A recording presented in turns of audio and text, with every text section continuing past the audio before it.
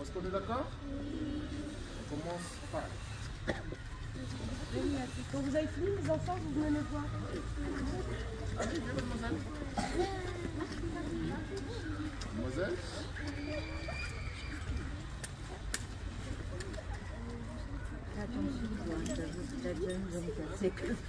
Allez, vous passez au suivant et on continue.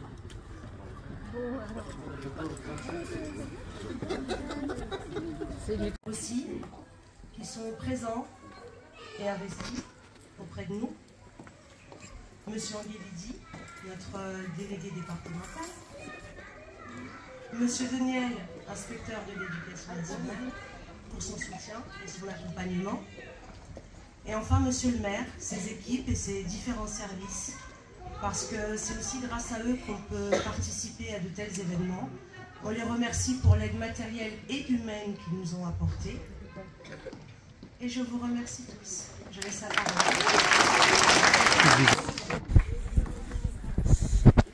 Donc, monsieur le maire, madame la directrice, mesdames et messieurs les élus, mesdames et messieurs les enseignants, mesdames et messieurs et chers enfants.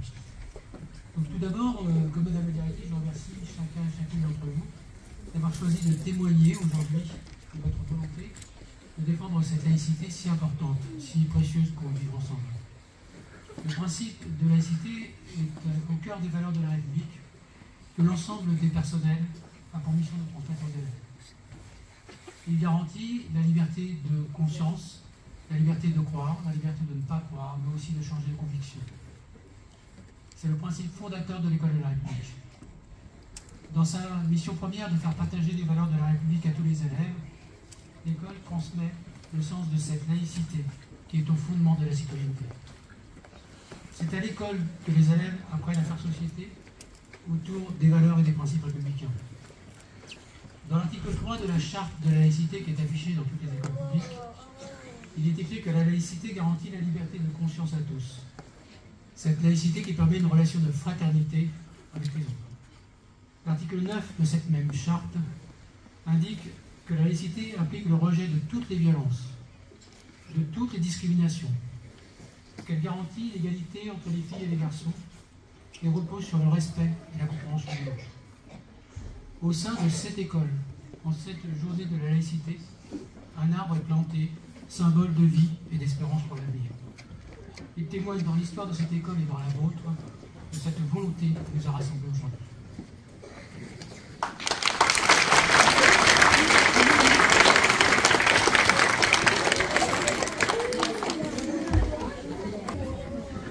Mesdames et messieurs les élus, mesdames et messieurs les enseignantes et enseignants de l'école Émicote, madame la directrice, mais surtout, chers enfants de l'école Émicote, chers élèves de cette école.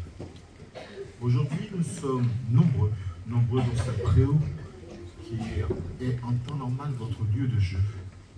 Nombreux pour marquer notre attachement à une valeur extrêmement simple, la laïcité. En tant que maire de Gagny, je me dois d'accompagner les équipes pédagogiques et lorsque Mme Gernet, la directrice de l'école, nous a sollicité pour planter un arbre de la laïcité, j'ai tout de suite dit oui, malgré un agenda extrêmement chargé. Il me semble tout à fait normal, mais aussi important, de vous apporter à vous, qui avez entre 6 et 10 ans, voire 11 ans pour certains d'entre vous apporter la réflexion nécessaire autour de cette thématique qu'est la laïcité. Avant de parler de la laïcité, je vais vous parler de l'arbre que nous avons planté. Pourquoi planter un arbre à proximité ou à l'intérieur d'une école? Cet arbre est tout à fait symbolique. C'est un arbre qui est vivant, donc c'est un être vivant végétal, mais qui va poursuivre sa vie en même temps que vous. D'ici quelques années, lorsque vous serez adulte et que vous passerez aux abords de l'école Émicote, vous pourrez dire, ce jour-là, j'étais là. Vous pourrez dire à vos enfants que vous étiez là, mais vous pourrez surtout leur dire que ce jour-là, l'ensemble de l'école Émicote s'est mobilisé pour défendre la laïcité. Vous savez, nous vivons dans un pays qui a 3 devises principales. 3 devises qui figurent sur chacun de nos bâtiments publics. liberté, égalité, fraternité. Dans chacun de ces mots, vous retrouvez des notions de laïcité. Monsieur l'inspecteur le disait tout à l'heure, la laïcité, c'est la liberté de conscience, la liberté d'avoir ou de ne pas avoir une religion. Lorsqu'on parle de égalité, toutes les religions dans notre pays sont égales. Il n'y a pas une religion qui doit prendre le pas sur une autre religion. Tous les croyants, peu importe leurs croyances, sont égaux. Lorsqu'on parle de fraternité, à votre âge, peut-être que vous ne connaissez pas encore la définition de ce mot. Mais la fraternité a pour origine le mot frère. Dans ce pays, nous sommes tous frères et sœurs. Mais derrière le mot fraternité, il y a aussi la solidarité. Je vais vous donner un exemple extrêmement simple pour symboliser cela. Lorsqu'il y a un accident sur la route, un incendie quelque part, lorsque les forces de sécurité, donc les pompiers ou la police interviennent, ils interviennent en solidarité aux personnes blessées, peu importe leur religion. Cela signifie que l'effort de solidarité que nous devons avoir dans notre pays ne prend pas en considération les croyances ou le manque de croyances des habitantes et habitants de notre pays. Aujourd'hui, vous êtes des jeunes, vous êtes même encore des enfants.